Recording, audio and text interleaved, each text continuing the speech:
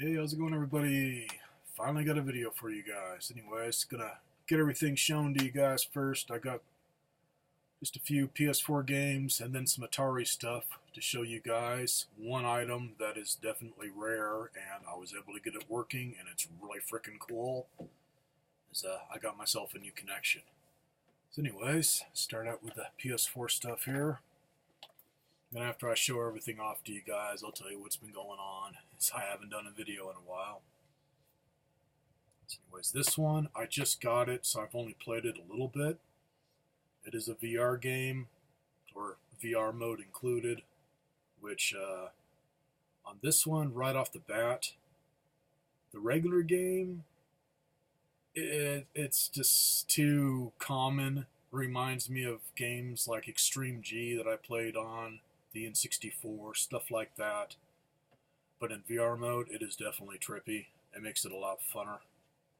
Anyways, that's Radical G Racing Revolved. I got this used at GameStop for, let's say, $10. So for $10, worth picking up. Any more than that, nada. I don't know how it's going to be on replayability. Hopefully there's a lot of vehicles that you can unlock. Like I said, I've only played it a little bit, so I haven't unlocked anything yet. I think they start you out with 2 or 3 choices on vehicles. This game, oh, as soon as I popped it in, man, I didn't realize it was late at night when I quit playing it. This is a damn good game. And I can't remember what I paid for it. I got it for a pretty good deal over at GameStop. I think it's when they had it on sale or something. Anyway, it's got the Outer Worlds. Definitely worth picking up. Another game that I absolutely love. Finally got myself Borderlands 3. Fun as hell. Alright, now for the retro stuff. Save the best part for last, as I found something really rare for cheap, and the son of a bitch works surprisingly well. This is part of it. I've had these before, and all this stuff right off the bat, I got it in just a small lot of Atari stuff, systems, some games, and whatnot, and everything was really dusty dirty. So kind of just made him an offer, and he went for it. So I didn't know if any of it was going to work or not. They've been sitting in a shed for a long time. So this, I've cleaned the outside. I got to open it up and clean it the rest of the way. So it's one of those Point Master joysticks. Not the greatest, but not god-awful. For the Atari 2600 and anything compatible.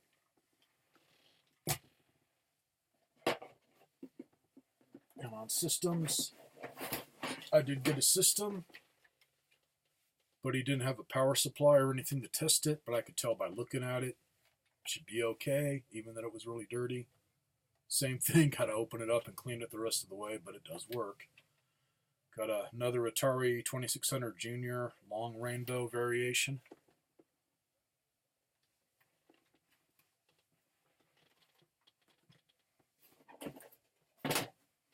And on games, I think there's only like 1 or 2 here that I did not have in my collection. Otherwise, they're all common. Pac-Man. Dragonfire. Let's see, this one's missing its label. I think this was Frogs and Flies. One of those ones that looks like a modified Intellivision card. Space Invaders.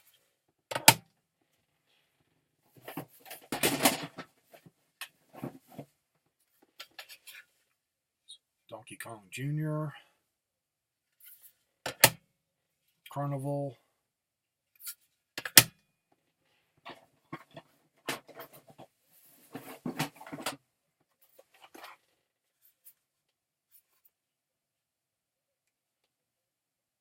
Another Combat.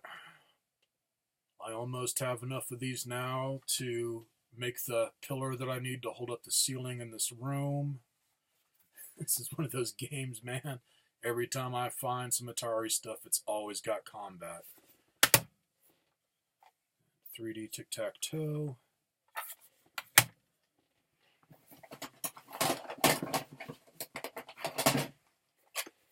Haunted House. Tilly Games number 19. Checkers and giveaway checkers. Yay.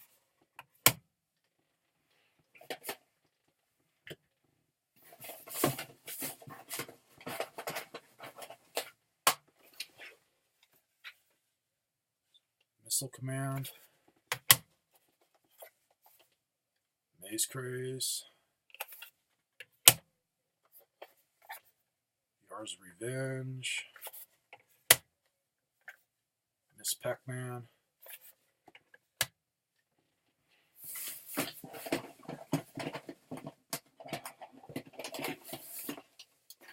That's weird. Hopefully I'll get the eyeball one in here. Let's see. What the hell was this? There's another one missing the label. Oh. It's the Parker Brothers game. It was Strawberry Shortcake. Yay. Casino. I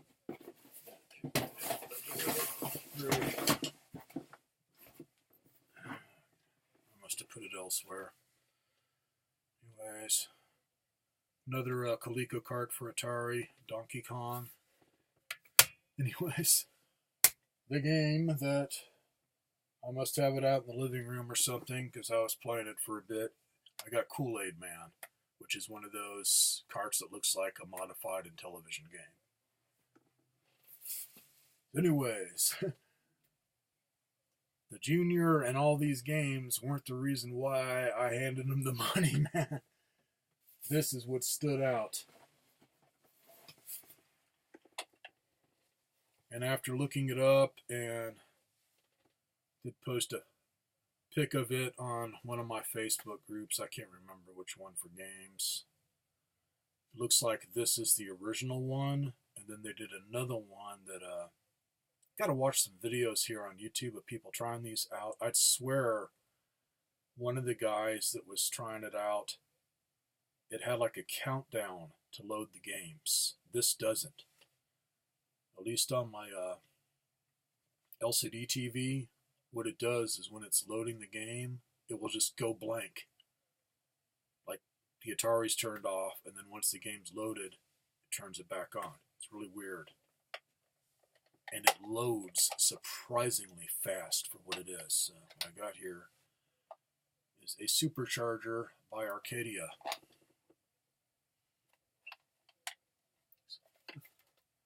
Weird looking game cartridge thing that you plug into your 2600, and then what you do is plug this in, which is like a headphone jack, into a tape recorder and play games off of tape.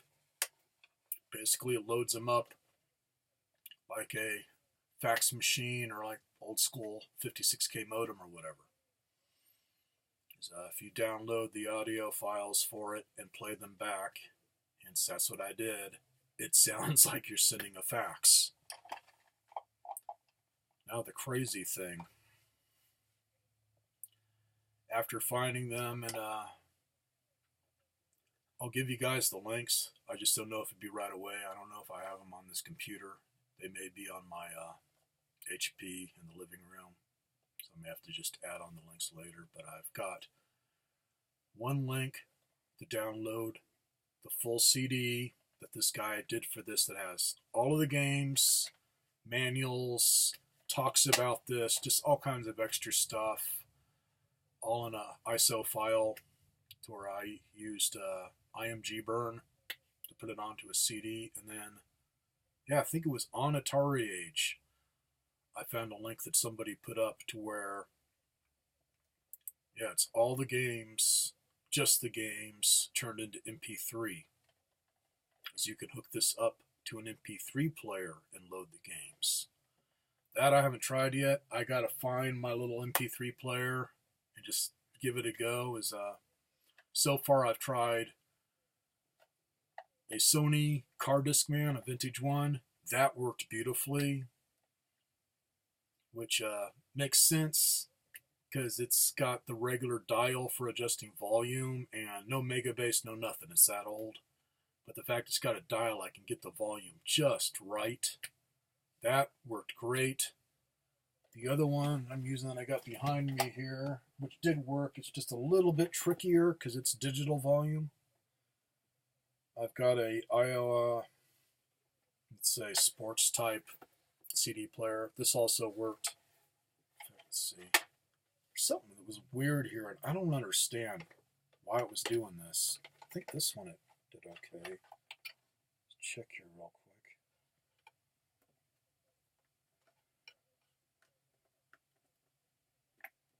Yeah, this one, little headphone jack fits in it beautifully. For some reason, my Sony one, I could only get this in about halfway. And then I had to have something pushing against the cord to hold it in, or it would slip out. Like it went in just enough to hit the right contacts on this to make it work. And I noticed that on something else that I plugged this into, to where this didn't want to go in all the way. Which is weird, because it's basically the same length as a regular headphone jack, so got me. Otherwise, that's 2 Discman that worked on. I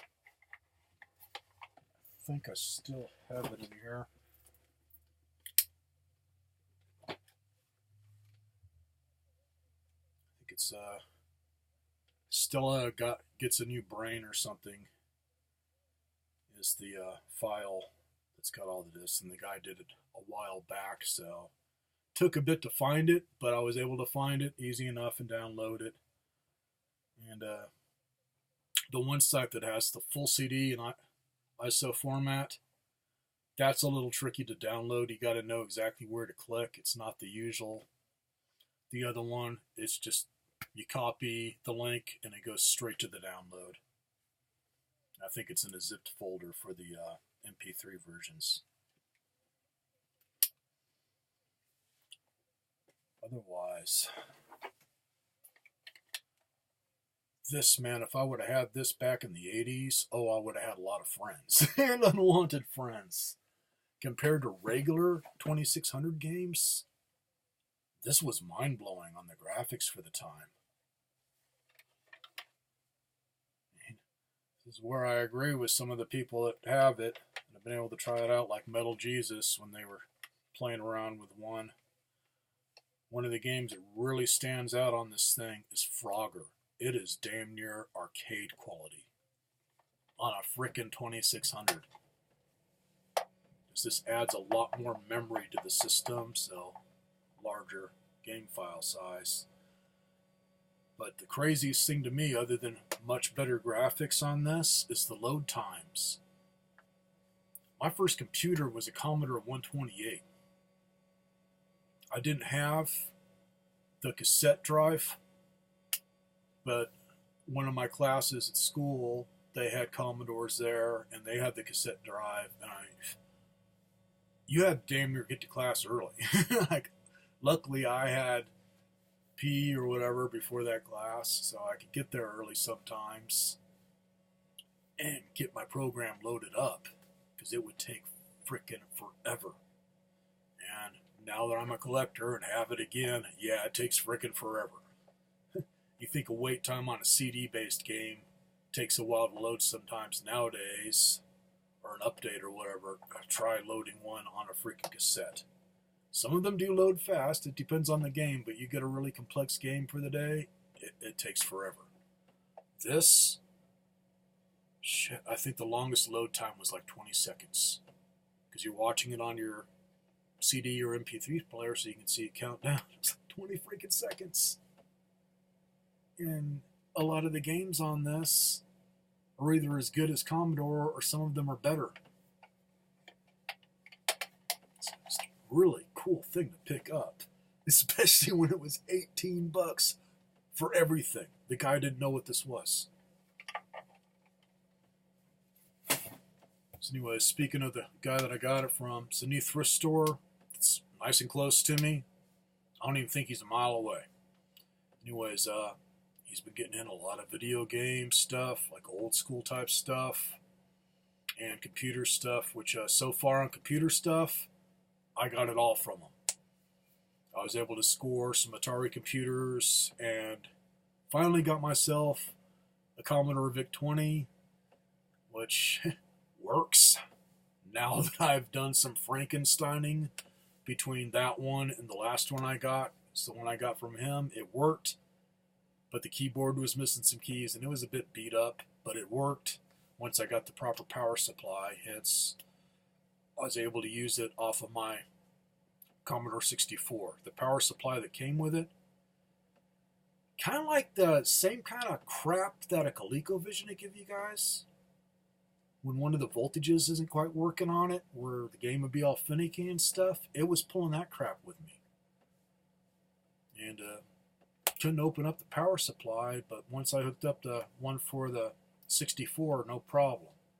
But what it was doing is I turned it on, and it would load up with the regular screen like you're going to do regular computer stuff on it. But as soon as I popped in the game card and then turned it on, it would act like it wasn't getting enough voltage. The power light would go really dim and just nothing, blank screen. And then some of the games I still can't get to work, and I don't know why.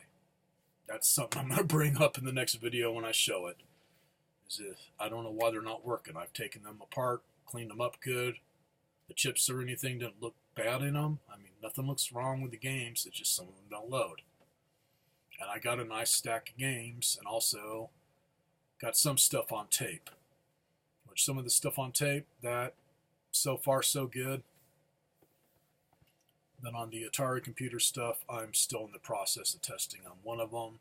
Tested out really good. The other one, I got to open it up and give the keyboard a good cleaning, and hopefully that will do the trick. So anyways, price is not too bad at this place. Now that it's my only real connection for getting video game stuff anymore. Hence, the guy that owned and ran Video Game World here in Kingman for quite a while, he went out of business either start of this year or end of last year. And basically what he's done is put all of his inventory, or the majority of it, up for sale. If you got a ton of money, which I don't, you can own enough inventory, more than enough inventory, to open up a video game store. Otherwise, I can't remember where he's got them listed, but he does have a few Holy Grail type items, games, and accessories for different systems for sale. It's just, he was wanting top dollar. So you won't be seeing this guy picking it up anytime soon unless he gets really desperate for cash. I did pick up a small lot of Sega CD stuff from him. I'm just in the middle of testing it all out. So it was some boxed Sega CD games, and also some Saturn stuff. On the Saturn stuff, it's real iffy. They're pretty scratched up, so I'll be lucky if any of it works, but he gave me a really good deal for Christmas. So, sucks that don't have a retro video game store anymore. Now it's back to freaking GameStop or thrift stores, but this guy that I got this Atari stuff from, he keeps bringing it in. There's one more pile that I'm going to try and get from him if somebody doesn't beat me to it. Let's see, he's got a Sega Master System. I don't know if it's the first or second variant, as in one of them has built-in games, the other one doesn't. I already have both, but what's making me want to jump on it, it's got a stack of boxed games and then some loose stuff, and I think a zapper, and I don't know what else. So I'm going to see if I can make him a deal. And then he's got more stuff on the way, more Atari stuff, possibly some Intellivision stuff. So gotta wait till I have more cash coming in, as that's been some of it, man. Other than Goodwill and being able to get the Atari stuff for cheap, it's been pretty much hit and miss. Anything I've seen listed online is just way too expensive. My one buddy that used to find stuff all the time at yard sales, he's either slowing down on going to the yard sales or he's just not finding anything. So I will have a vid up for you guys again, hopefully soon. Getting it a little bit more open in here.